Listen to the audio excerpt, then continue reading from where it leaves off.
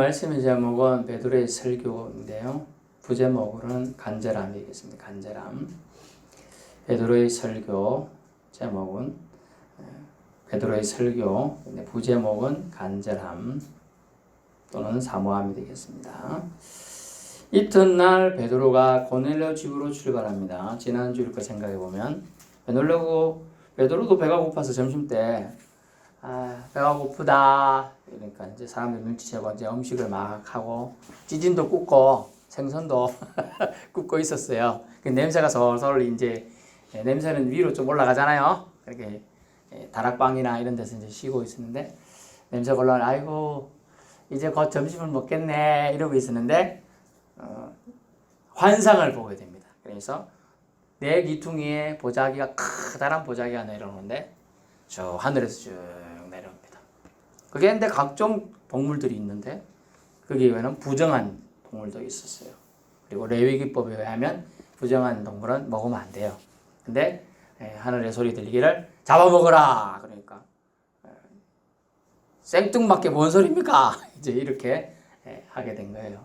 그렇지만 그런 일이 3번이나 동일하게 일어나고 내가 깨끗하게 한 것을 네가 부정하다 말하느냐, 그건 옳지 않다고 하면서 베드로의 의식을 변화시키는 장면이 되겠습니다. 물론 그 전에 조금씩 베드로를 변화시키고 있죠.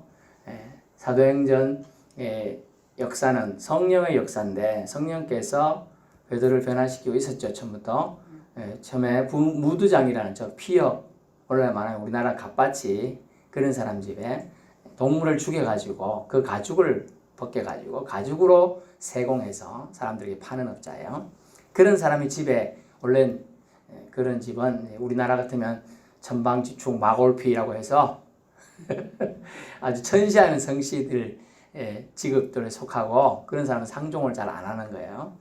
그런데 그런 집에 들어갔다. 베드로가 많은 편견이 없어진 거죠, 실제로. 그런데 심지어 이제 그런 생각을 가지고 나는 이제 집에서는 자유롭다. 또 사람들 그렇게 차별 안 한다 했는데 뭐 물건 이런 걸 줄 알았대. 먹을 것 같고 이제 하나님이 테스트를 하는데 못 먹겠습니다. 좀 이렇게 하니까 네가 하나님의 말씀을 네 마음대로 해석하느냐 이제 이렇게 된 겁니다. 응?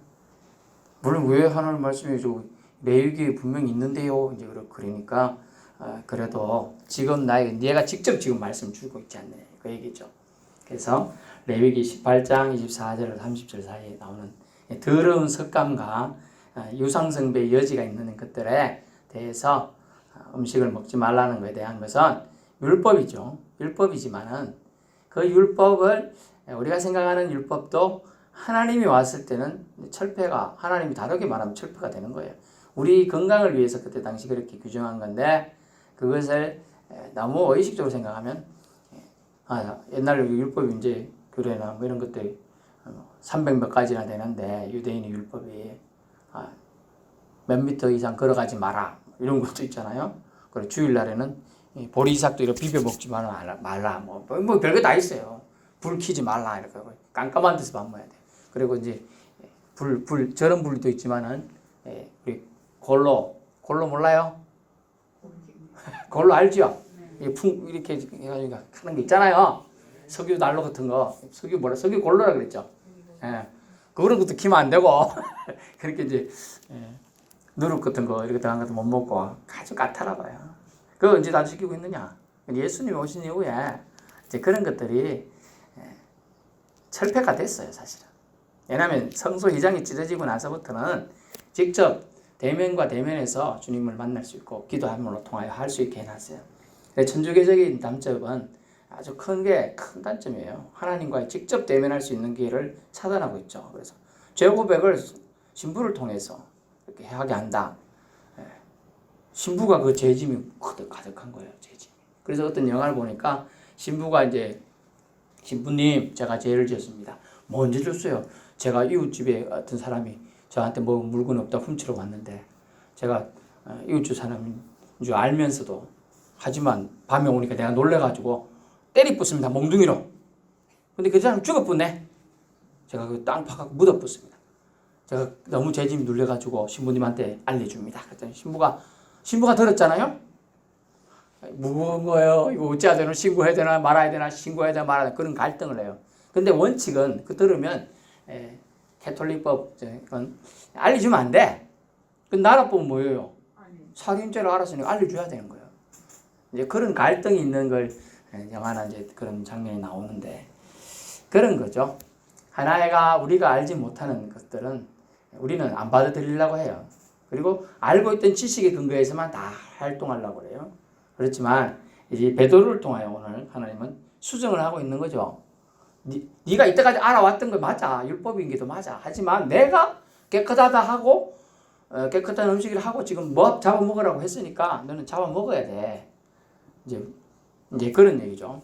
그러고 있는데 비몽사몽 이게 무슨 뜻인가 고민하고 있는데 사람들이 이제 고넬료가 보낸 사람이 와서 밖에서 여기에 베드로라는 사람이 여기 묵고 있나요? 우리 주인이 내가 섬기는 주인이 이쪽에 가면 베드로라는 사람이 있다고 해서 왔습니다. 난데 무슨 일로 오시시오? 이렇게 얘기한 거예요. 아 그래 이 사람이 이렇게 됐다고 우리 주인이 이리저리 얘기를 들었다고 합니다. 그래서 우리를 급히 보내가지고 왔습니다. 이런 얘기를 하는 거죠. 이제 그 얘기 듣고 이제 오늘 내용이 나옵니다. 이튿날 베드로가 그 사람들과 같이 출발해 갑니다. 또 요바에서 온 어떤 형제가 같이 가요. 이튿날 가이사야에 들어가니 고넬료가 그의 친척과 가까운 친구들을 모아 기다리고 있습니다. 여러분 간절함이 있는 사람은요 온다고 확답 옛날은 요즘처럼 전화기가 있는 것도 아니고 오늘 난 뉴스 보니까 한국통신에 설치한 전화기 부수가 애물단지다 이래가지고 처치하는데 비용도 뭐 이런 얘기를 하던데 전화기가 있는 것도 아니고 핸드폰이 있는 것도 아니고 지금 데리러는 갔어요. 근데 베드로가 바쁠 수도 있고 거절할 수도 있잖아요. 안 그래요? 그런데 믿음이 역시 좋아. 어때요? 친척도 다 모아놓고 가까운 친구들 다 모아 기다리고 있어요. 올 줄 알고 있는 거죠. 이게 믿음의 근거예요. 왜? 자기가 기도하고 구제를 많이 했더니 하나님 너 와서 만나 주었다라고 누가 말했어요? 천사가 엔젤이 와서 얘기해 주니까 천사가 말하는데 거짓말 하겠어? 이렇게 말하고 베드로가 있다고 했으니까 분명히 있을 거야? 그러면 그는 거절하지 않고 올 거야? 이게 모든 걸 어떻게? 믿어야지 가능한 행동들입니다. 그래서 기다리고 있었어요. 모든 아는 지인을 다 불러서 전설에 의하면 전설의 고향 우리나라만 있는 게 아니고 이쪽에도 있어요. 전설의 고향은 자기 온종 식솔도 불렀대 한 7, 80명이 넘었다 이렇게 얘기하고 있어요. 옛날에 백부장급이니까 친척들도 많고 또 이렇게 식솔들 하인까지 포함이겠죠. 하인도 있고 쭉 있으니까 그래 모아놓고 기다리고 있습니다. 베드로가 들어옵니다. 고넬료가 어떻게 했어요? 집안에 지위 이치도 있고 주인인데 맞아 발 앞에 엎드려 절해요. 여러분 이 엎드려 절한다. 전에도 한번 살짝 얘기했는데 왕 그리고 자기가 정말 경배하는 대상한테 엎드려 절한다고 해요. 이 군대 무릎 꿇는 정도는 이렇게 이해가 됩니다. 이렇게 아이고 오셨습니까? 이렇게 무릎 함께 꿇고 이렇게. 그런데 엎드려 가지고 큰절한 거예요. 우리 개념으로는. 고넬료가 나이도 더 많을 수도 있고 그래도 지위도 더 높은데 어쨌든 그런데 이 고넬리우스는 하나님이 보여주신 그 환상에 천사가 말한 대상인 베드로 그건 어떻게 봤느냐 하나님처럼 아마 여긴 것 같아요. 그래서 인사를 하게 되는 장면이 나옵니다. 근데 그래서 엎드려 절하니까 사람 태도가 중요한데 절하는 거 보고 기분 나쁠 사람 없어요. 절하는데 절하해라 이러지 말로 딱 차면서 절받기 싫다 쫓아낼 사람 많지는 않아요. 어쨌든 그런데 베드로의 태도가 확실히 성령 받고 변화되었음을 알 수 있는 내용이 뭐가 나옵니까? 베드로가 이렇게 엎드려 절하니까 일으켜서 세우면서 이르되 일어서라 나도 사람이라 하고 이렇게 말하죠. 경배의 대상은 좀 전에 말했지만 경배의 대상은 보통 사람 이상급으로 생각하는 거죠. 즉 신처럼 하나님처럼 생각하는 거예요. 근데 그렇게 생각하지 마. 나도 하나님의 보냄을 받은 사람이야. 당신처럼 남성이고 또 성격도 있고 기질도 있는 성정을 가진 그런 사람이다. 그러니까 신처럼 이렇게 받드는 행동을 할 필요는 없어 라고 겸손하게 반응하게 됩니다. 여기서 이것이 베드로의 변화된 모습이라 할 수 있어요. 28절 여기 온 배경을 설명하죠. 유대인으로서 이방인과 교제하는 것은 위법인 줄 내가 안다. 좀 전에 말했어요. 레위기 18장 이후 신명기 7장 이후에 나오는 내용이에요. 이렇게 교제하면 우상적인 습관, 우상 숭배하는 모습 이런 걸 받아들일 수 있게 돼요. 아예 교제 자체를 하지 말라고 해놨습니다. 나중에 이 문제가 되어서 질타를 받는 장면도 나오긴 합니다. 그러면서 이렇게 말합니다. 하나님께서 내게 지시하사 아무도 속되다 하거나 깨끗하지 않다 하지 말라 하시기로 당신의 부름을 사양하지 않고 왔노라. 무슨 일로 나를 불렀느냐. 33절 나흘 전 4일 전에 환상을 본 얘기를 하죠. 그 다음에 하나님께서 주께서 당신에게 알게 하신 것을 알게 하신 모든 것을 듣고자 하여 다 하나님 앞에 있나이다. 이 말은 뭐냐면 그 말씀을 듣고 순종하고 따르기 위해서 왔다는 거예요.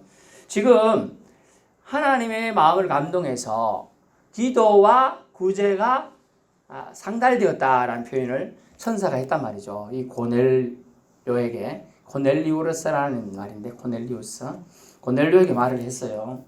그런데 그러면 그 자체로 그 하나님을 경외하죠. 선행을 많이 하죠. 그죠? 구제도 하고 그 자체로 영생을 얻을 수 있는 자격이 될 것 같은데 잘 들으셔야 돼요. 영생 얻을 자격이 될 것 같은데 구원 얻을 자격이 될 것 같은데 부족하다는 거죠. 뭐 이렇게 천국 가는 게 어려운 게 모르겠네. 부족해. 그 부족한 게 뭐냐? 그것 때문에 제가 지금 다시 말하면 유대 지파 이스라엘 사람들에게는 하나님이 존재를 합니다. 그리고 유대 지역인 예수님이 회개하라 천국이 가까이 왔나니라 하고 요한의 세례로 계속 예수님들은 천국과 하나님 나라에 대해서 얘기하고 또 자신이 메시아임을 누누이 말씀하셨어요. 근데 그런 외경적인 얘기를 전혀 모르는 사람인데 듣다 보니까 하나님을 믿어야 된다 하더라. 그래요? 그럼 믿어봐야겠다. 이때 인식은 하나님도 여러 그때 그리스 로마에 펴져 있는 많은 신들 중에 아마 그렇게 인식한 개념인 것 같아요. 그리고 그렇지만 하나님이다. 한 분뿐이다. 뭐 이런 개념 자체는 약하고요. 왜냐하면 이게 전에도 말했잖아요. 집에 가노 이렇게 할 때 집에 가노 할 때 우리는 집에가 집인 줄 알지만 누구는 집에가 집인 줄 몰라요. 이제 그 차이가 있는 거예요. 그리고 확실히 알 수 못하니까 그 구원에 이르는 방법을 기도도 되고 하나님이라는 걸 찾고 있고 구제도 하는데 부족한 뭔가에 대한 안타까움이 하나님께서 있었어요. 그렇기 때문에 너는 베드로를 불러서 그것을 들어야 된다는 것을 명령했을 때 이 고넬료는 간절함이 생겨났어요. 열정이. 그렇지 않고는 사모함으로 주위에서는 다 불러갖고 기다리고 있어요. 분명히 우리가 모르는 뭔가를 이 베드로라는 사람을 통하여 베드로라는 주님이 보내신 사람을 통하여 받을 게 있을 거야. 그런 간절함이 있는 거예요. 안 그러면 그거 와서 기다릴 필요 없죠. 왔어? 그럼 그때서 이제 오면 부르도 돼요. 근데 분명히 우리가 모르는 뭔가가 있어요. 그것이 뭔가를 이제 듣고자 한다. 그 얘기예요. 그래서 하나님께서 당신에게 알게 하신 모든 것을 듣고자 하여 다 하나님 앞에 있나이다. 하나님이 각 족속 중에 선택된 자의 사모함이 여기서 나오게 됩니다. 34절 베드로의 깨달음과 하나님의 메시지가 있죠. 베드로의 입을 열어 베드로가 내가 참으로 하나님은 사람의 외모를 취하지 않으시고 각 나라 중에 하나님을 경외하며 의를 행하는 사람은 다 받으신 줄은 깨달았도다. 아멘. 이제 원어에 가까운 영어로 번역을 보니까 하나님을 경외하면 다른 그냥 두려워 이렇게 써놨어요. 두려워.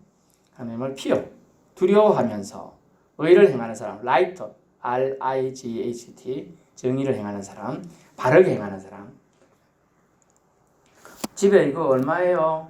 안경집 얼마예요? 그러면 이제 필요한 사람들은 우리는 모르겠지만 2,000원 가면 저 올바른 가격이에요. 근데 2만 원 했어요. 근데 이 사람이 어느 나라 사람이냐면 외국인이라 말귀를 못 알아듣겠지. 2만 원 이렇게 그런갑다 하고 2만 원 주면 의를 행한 거 아니에요, 그죠?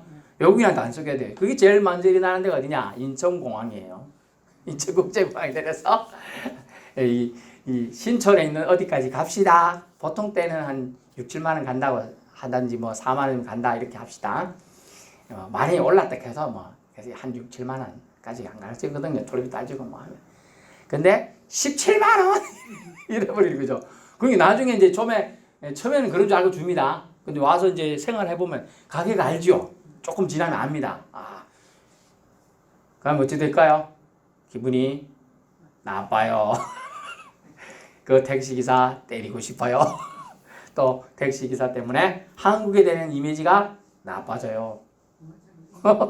실제로 그렇답니다. 한국에 대한 이미지가 공항에서 결정되는데 90%가 기분 나쁘고 시작한대. 놀러 여행 왔다가.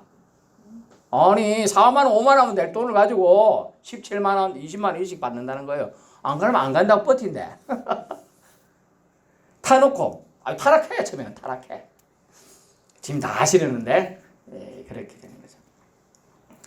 그래서 의를 행하는 사람은 다 받으신 거죠. 그런데 안타까운 것은 구원에는 보니까 하나님 경외함도 필요하고 구제함도 필요하고 이런 것 같은데 정작 정말로 우리가 우리 주일 오후에 날마다 한 번씩 매주마다 찬양하는데 무엇이 필요하냐?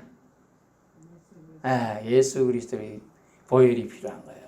예수님에 대한 예수님을 메시아로 믿는 믿음이 필요한 거예요. 여러분 인생은 짧습니다. 인생은 잠깐입니다. 그런데 우리가 사후 여러분 이해를 돕기 위해서 사후라고 합니다. 사후에 갈 저 생은 영원한 거예요. 영원한 나라에 가려면 필요한 것이 이건 다른 거는 뭐지 뭐 하나님 좀 덜 경외해도 표현은 좀 그렇네. 불순할 수 있는데 덜 경외해도 돈 남들 구제 좀 덜 해주도 기도 좀 덜 해도 하나님 이해하실지 모르겠네요. 근데 예수 안 믿다가 예수 안 믿고 구원 얻는다, 구원 받는다 불가능입니다. 절대로 그럴 수가 없어요. 그렇기 때문에 이 경외함도 많고 저 기도도 많이 하고 구제도 많이 하고 의를 행하는 사람인데 이 사람에게 부족한 게 있었기 때문에 천사까지 동원해서 가서 알려주고 베드로를 초청하라 하고 소식 그 얘기를 들어야 된다는 거예요. 그리고 듣고 믿어야 구원 받는다는 거예요. 그렇기 때문에 이 고넬료를 하나님이 사랑하셔서 그의 간절함 그 얘기를 천사가 얘기하니까 간절함이 있으니까 나에게 부족한 이걸 깨달은 거예요. 그러니까 적시로 종 2명하고 그 신실한 사람 1명하고 3명을 보낸 거죠. 그래서 고넬료 구원의 초대를 위해서 하나님의 경외함도 구제 많이 함도 있었어요. 칭찬 들음도 있었죠. 실제로 이 사람은 유대인들에게 칭찬 듣는 사람입니다. 다 있었습니다. 하지만 가장 필요한 것은 무엇이 있어야 된다고요? 믿음으로 가는 나라, 하나님 나라. 누구에 대한 믿음? 예수님이 나를 구원해 주실 메시아다, 구원자다. 이거예요. 이거를 믿은 믿음이 있어야 된다. 그걸 예수에 대한 소식을 안 들으면 전혀 모르죠. 그래서 이제 베드로가 와서 얘기합니다. 예수 그리스도가 누구입니까? 이렇게 예수가 누군지도 모르죠. 이름도 못 들어봤는데 뭐라고 하느냐? 예수 그리스도에 대해서 내가 전한다. 예수 그리스도는 화평의 복음이다라고 오늘 얘기해주고 있어요. 화평의 복음이다. 그는 10장 36절 하나님과 사람과 사람, 유대인과 이방인 사이를 평화롭게 하는 복음, 복된 소식이 바로 예수 그리스도다. 그래서 예수님에 대해서 전하라고 아마 주님이 나를 보내신 것이다. 하면서 나사렛 예수께서 성령을 기름부터 받으셨는데 선한 일을 하시고 마귀에게 눌린 자도 해방되게 하시고 뭐 이런 일들 얘기했어요. 그리고 모든 병든 자가 자기에게 나온 자를 다 고쳐줬다. 한 명은 빼고 고친 게 아니고 나에게 나온 자는 다 고쳐줬다는 걸 얘기합니다. 이제 점점 좀 듣는 사람이 이제 귀가 열리겠죠. 처음에는 이제 옆에 집에 아바하게 하고 와서 이제 고넬료 외에는 딴 사람들은 그냥 앉아 있는 사람도 있잖아요. 저 유대 지역에 베드로라는 사람 유명한 사람이 있다더라. 하루에 설교를 하니까 5천 명이 회개했다더라. 이런 거 소문은 들을 수 있어요, 그죠? 그러니까 구경한다시고 왔겠죠. 코가 큰지 작은지, 눈이 부리부리한지, 머리 곱슬인지 구경할 겸 해서 와서 앉아 있는 사람도 있어요. 쭉 이렇게 앉아 있는 거예요. 근데 전주 들어보니까 나사렛 예수에 대한 얘기하고 그 사람은 화평의 복음을 전할 사람이고 마귀에 눌린 자도 심지어 다 고쳐준 사람이다. 그래? 나도 조금 그런데 잠을 못 자고, 그죠? 가끔 악몽도 꾸고 또 손발도 저리고 이런저런 문제가 생각나는 거예요. 그리 들을 때마다. 근데 핵심적인 메시지가 들립니다. 유대인 땅과 예루살렘에서 그가 행하신 모든 일의 증인이라. 그리고 그들이 그 나사렛 예수를 나무에 매달아 죽였다 그런 거예요. 뭔 얘기야 이거? 이 메시아라 하는 사람 죽였어? 이렇게 이제 생기죠. 근데 중요한 건 사흘 만에 하나님이 다시 그를 살려주셨다 그러는 거예요. 여러분 이것 때문에 이걸 내가 알게 하려고 온 거예요. 여러분이 영혼을 구원하기 위해서 나사렛 예수가 있었는데 그분이 죽었대요. 죽었으면 끝났지. 그런데 다시 살아났대요. 3일 만에. 죽은 자가 어떻게 살아나? 이렇게 사람들 속에서 옆에 살아났다 말이 돼? 말이 돼? 이거 믿어줘? 이러고 있는 거예요 지금. 그리고 심지어 택하신 자, 베드로 같은 제자들에게 부활의 모습을 나타내시고 같이 음식도 먹었다라고 얘기합니다. 여러분, 우리가 받은 명은 백성에게 전도하는 거였는데요. 백성은 이제 이스라엘 민족입니다. 하지만 하나님이 살아있는 자와 죽은 자의 재판장으로 정하신 자가 곧 이 사람인 것을 증언케 하셨고, 여기서 베드로의 증언이 나오죠. 첫 번째 증언. 하나님이 살아있는 자와 죽은 자의 재판장으로 예수 그리스도를 삼으셨다. 여러분, 산 자의 재판장도 되시고 죽은 자의 재판장은 오직 예수 그리스도임을 믿을 수 있길 바랍니다. 정하신 자가 곧 이 사람인 것을 증언케 하셨고 그에 대해 모든 선지자도 증언하되 그를 믿는 모든 자가 다 그 이름을 힘입어 예수님 때문에 제사함을 받는다 했어요. 두 번째예요. 베드로의 증언. 예수를 믿으면 제사함을 받는다. 그래서 우리가 제사함을 받으려면 예수를 믿어야 되겠어요? 안 믿어야 되겠어요? 믿어야 되겠습니다. 믿어야 되겠습니다. 이런 마음이 생겨나는. 여러분, 제가 이렇게 말해도 믿어야 되겠다 생각하는 사람 마음이 있을 거예요. 그런 마음이 이제 있는 것을 성령님은 다 아셨어요. 그리고 나중에 여기 모인 모든 사람들에게 성령이 부어지는 겁니다. 또 초창기 마가다락방에 120명이 모여서 기도하고 성령 받고 그때 120명이 다 성령님이었어요. 근데 지금 여기 고넬료의 친척, 인척, 하인들 아는 사람이 다 모였는데 그게 그 자리에 성령이 부어지게 되는 겁니다. 붓는다는 뜻이 뭐라고요? 물적으로 살살 이렇게 붓는 게 아니고 물통 전체로 들어가지고 붓는 거 완전히 그게 충만하게 임했다는 걸 알 수가 있습니다. 베드로는 초청된 사람으로 초청 목적에 맞게 짧지만 예수 그리스도에 대해 핵심 메시지를 선포합니다. 4절에 이에 하나님 말씀 선포를 기뻐하셨습니다. 그 증거로 성령이 말씀 듣는 모든 이에게 임합니다. 축복의 자리에 있기만 해도 복을 받는 장면이 되겠어요. 그래서 축복의 자리에 있는 게 중요해요. 좀 귀찮아도 짜증나도 누가 이렇게 좋은 자리 가자 하면 가보는 거 중요한 거예요. 지배 때문에 내가 천국 갔어 이런 말이 나오는 거예요. 지배 때문에 내가 일이 잘 풀려. 지배 때문에 내가 어젯밤에 그 자리에 있으면 큰일 날 뻔했는데 내가 피했어. 이런 일이 벌어지는 거예요. 믿는 사람 때문에. 그리고 여러분의 가치가 아주 중요한 겁니다. 지난주에 여러분의 가치가 얼마라고요? 최소 2억 이상이네요. 돼지 한 마리 10만 원 넘잖아요. 10만 원 넘죠? 요새는 안 잡아서 모르겠는데 저희도 돼지를 하도 시골에 많이 키워가지고 그 정도 해요. 돼지 한 마리가. 그렇긴 하겠지만 어쨌든 10만 원 넘는데 그래. 여러분 최소 돼지 때 2,000마리하고 바꿔갖고 여러분 한 영혼 구원한 거예요. 최소 2억은 넘는단 말이야. 안 많은데 지금 물론 그 말은 뭐야? 여러분의 가치는 모든 이 땅에 있는 그보다도 여러분의 가치가 더 뛰어남을 높음을 지금 말하고자 한 거예요.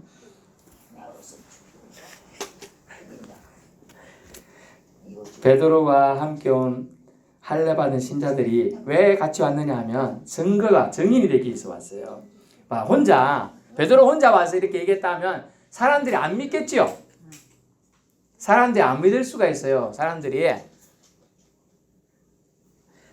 안 믿을 수 있어요. 그래서 함께 온 할례 받은 신자들이 뭐야, 저 이방족 속에 예수만 믿는 사람, 처음 듣는 사람, 로마 사람이 어떻게 저 믿음이 생기지?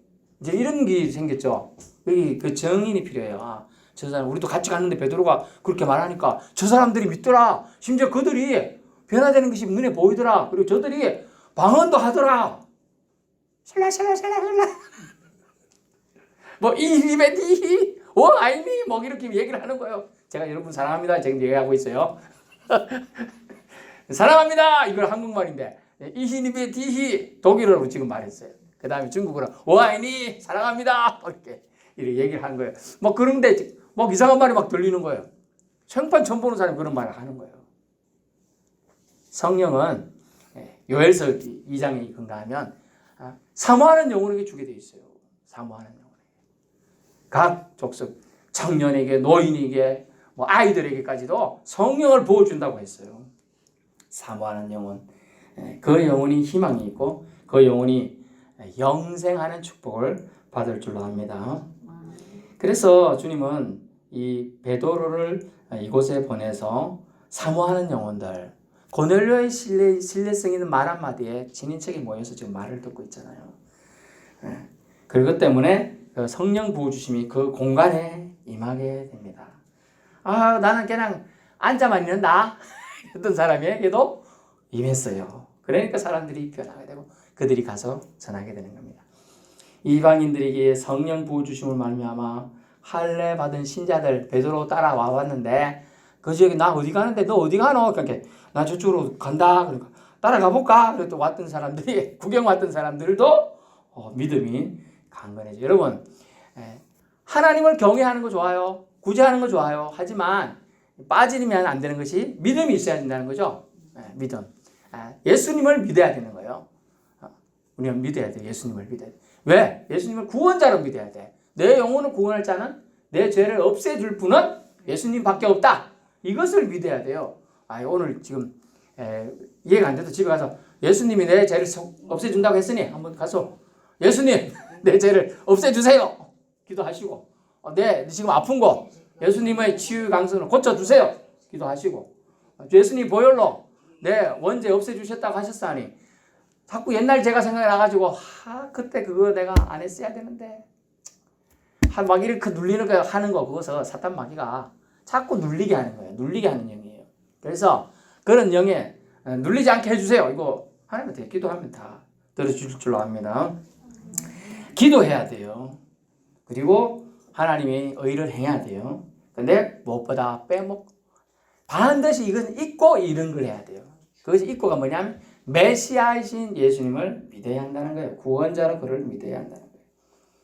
그러므로 성령 받았으므로 이 사람들이 성령을 받게 되는데 그들 46절 이는 방언을 말하며 하나님 높임을 드려요. 여러분들이 방언을 말하는데 보니까 그 나라 사람들이 있을 거 아니에요. 들었는데 방언으로 말하는데 하나님 높이는 그런 단어를 쓴 거예요. 만약 할렐루야 이런 단어를 여러분 예수 믿기 전에 할렐루야가 뭔지 알아요?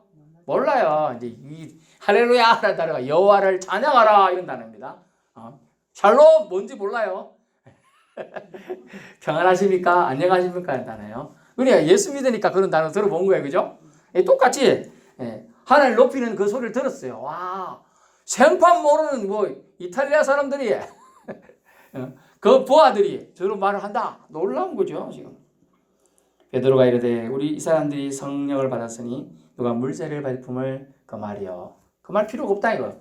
원래는 물세를 받고 성령을 받는 이런 긴데 거꾸로 지금 성령부터 받았어. 그 말씀이 떨어지니까 말씀이신 영이 말씀이 선포되니까 성령 하나님이 활동을 하셔가지고 그 모든 장면에 장소에 있는 자들에게 다 영을 치유하시고 예수의 영으로 변화시키고 있는 거예요. 그래서 예수의 영이 들어간 사람은 그리스도의 사람이고 예수의 영이 들어간 사람들은 변화된 심령이에요. 변화된 심령. 어떤 죄수가 있었습니다. 40년 동안 감옥에 있었어요. 너무나 고통 중에 있었어요. 순간의 실수로 있었죠. 뭐 우리가 알고 있는 뭐 장발장도 있지만 순간의 실수로 감옥에 있었습니다. 고통 중에 있었어요. 아들 갖고 싶어. 내가 빵하게 훔쳤다고 이렇게까지 감옥에 오래 있어야 되겠나? 막 나가면 내가 복수하에 알복수를 하리라 이런 마음으로 살고 있었어요. 그런데 어느 날 교회 사람들이 와서 전도를 하는 거예요. 당신의 변화된 삶을 위해서 어떻게 해야 되겠습니까? 하니까 당신이 위해서 내가 이렇게 복수를 해야 되겠습니다. 나가시면 반드시 죽이겠습니다. 막 이렇게 막 했다는 거예요. 그러니까 그러지 마세요. 다 용서하면 하나님 다 알아서 할 겁니다. 원수 갚는 거는 하나님의 손이 달렸습니다. 그래요? 예. 그러고 나니까 마음이 평안해지고 자유로워진 거예요. 그러고 나니까 그 사람이 사람이 바뀌기 시작한 거예요. 40년 동안 이빨을 갈았는데 그 사람 죽이겠다고. 그런데 싹 바뀌기 시작하는 거예요. 말씀이 들어가야 돼요. 예수의 영이 들어가면 살아나는 거예요. 결론의 말씀입니다. 이방인에게도 구원이 있음을 베드로에게 깨닫게 하시고 고백해 하시고 편견 없이 복음을 전하도록 감동을 주셨습니다. 하나님의 사랑으로 최초의 이방인들이 예수 그리스도가 구원자임이 확실히 증거된 사건을 보고 들었습니다. 또한 성령 세례가 이방인들에게도 차별 없이 주어질 수 있음을 알게 된 사건인데요. 각 나라 각족 중에 하나님을 경외하는 자들에게는 우리 하나님은 그들을 주목해서 보고 계시다는 거예요. 절대로 간과하지 않아요. 서처히 보지 않습니다. 주목해서 보고 있어요. 그럼 그들에게 영혼을 구원하게 이르기 위할 기회를 준다는 걸 말씀해 주고 있어요. 여러분은 결코 가치가 없는 사람이 아니에요. 하나님 보시기에 아주 소중한 존재이고 하나님께서 여러분을 모든 생명 가치를 두고 여러분을 최고로 보고 계세요. 그래서 자신의 목숨, 예수 그리스도의 목숨을 버려서 여러분을 구원하신 줄로 믿을 수 있기 바랍니다. 그거 믿는 자에게, 그 믿는 자마다 구원을 주신다고 하셨어요. 그 소식을 못 들은 고넬료의 친인척들을 위해서 예수님이 그 지역에 베드로를 초청하도록 해서 말씀을 듣게 한 거예요. 여러분, 말씀을 들을 수 있다는 건, 귀가 있다는 건 은혜롭습니다. 그것을 받을 수 있는 마음 주셨다는 건 은혜롭습니다. 저와 여러분은 이미 그 말씀을 받은 자로서 남은 생을 성령과 동행하며 기뻐하며 살아갈 수 있기를 축원합니다.